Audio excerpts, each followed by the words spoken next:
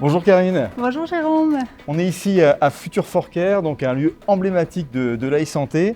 Vous êtes la directrice générale du laboratoire CSL Vifor, vous allez nous en parler dans quelques secondes. Mais on vient de passer une journée ensemble, une journée passionnante sur la santé de la femme.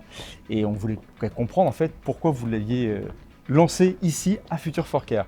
Future for Care, c'est un lieu emblématique autour de l'innovation. Un magnifique lieu. Magnifique, avec un incubateur gigantesque de start-up. Donc, on peut voir ici l'ensemble des start-up qui sont hébergées chez Future for Care. C'est combien à peu près de start-up? 80 start-up et plus. Donc, c'était important pour nous de pouvoir fédérer les acteurs de santé dans ce lieu pour mettre l'innovation au-devant de la scène, pour continuer à travailler avec tout cet écosystème et continuer à innover ensemble. Bon, alors Karine, moi je vous suis beaucoup forcément sur les réseaux sociaux, je vois que vous êtes très impliquée dans l'écosystème de la santé, vous êtes forcément très impliquée sur la santé de la femme.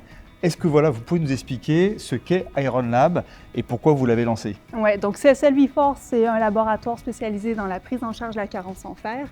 On sait qu'il y a certaines pathologies qui sont prépondérantes chez la femme et la carence en fer en fait partie. Donc Iron Lab et la santé de la femme, c'est une histoire qui est tout à fait naturelle. On a voulu aujourd'hui, dans cette journée, fédérer les startups. Donc on a commencé par un concours de startups où il y a 9 startups qui sont venues nous présenter leurs projets autour de la santé de la femme et de la prise en charge de la carence en fer, avec 2 startups gagnantes en fin de journée. Donc, on est ravis d'avoir pu offrir la possibilité de collaborer avec CSL Vifor à Biologia, qui est une startup spécialisée dans le diagnostic et l'amélioration du diagnostic et de la lecture des comptes rendus de biologie pour les professionnels de santé. Donc, en termes de santé publique, c'est un impact qui est important. Et également avec Eloa, qui est une plateforme de santé familiale, donc qui touche plus particulièrement à la femme, le postpartum et toutes les conditions féminines autour de la maternité. Voilà. Alors Karine, avant de vous rejoindre, vous savez que j'étais donc à Tech Forest, donc à un nouvel événement dédié aux technologies pour la santé, et j'ai rencontré Irène Marcheter, donc qui est, comme vous, vient de Montréal et qui mettait un élément que vous partagez, qui est l'importance de la collaboration, de la co-conception. Je sais que c'est un des ADN forts de Iron Lab. Pourquoi c'est important de collaborer ensemble avec tous les acteurs pour améliorer la santé de la femme? Oui, tout à fait.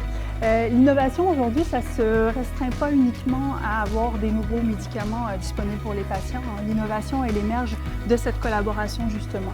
Donc d'avoir l'ensemble des acteurs, que ce soit les associations de patients, les académiques, les professionnels de santé et les startups dans un même lieu, c'est ce qui permet de générer des idées et de trouver des solutions pertinentes pour les patients.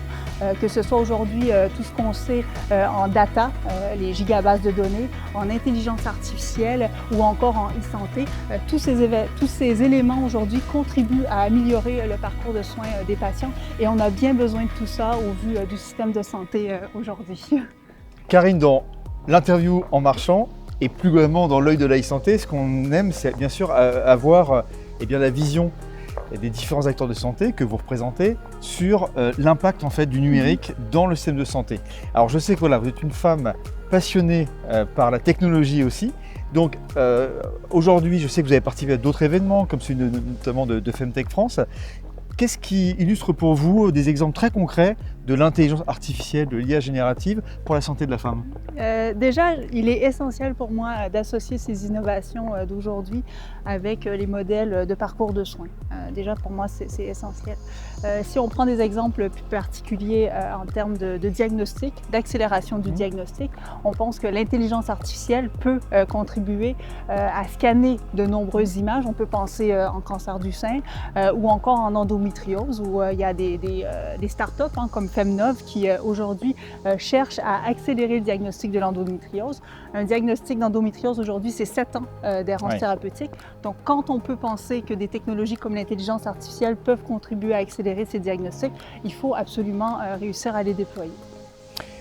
Karine, je sais que la santé de la femme, c'est pas qu'aujourd'hui à Iron Lab. Vous allez continuer à vous engager tout au long de l'année. Donc je suis persuadé que dans l'œil de l'œil santé, on reparlera de toutes ces technologies adressées pour la santé de la femme et globalement le parcours de soins.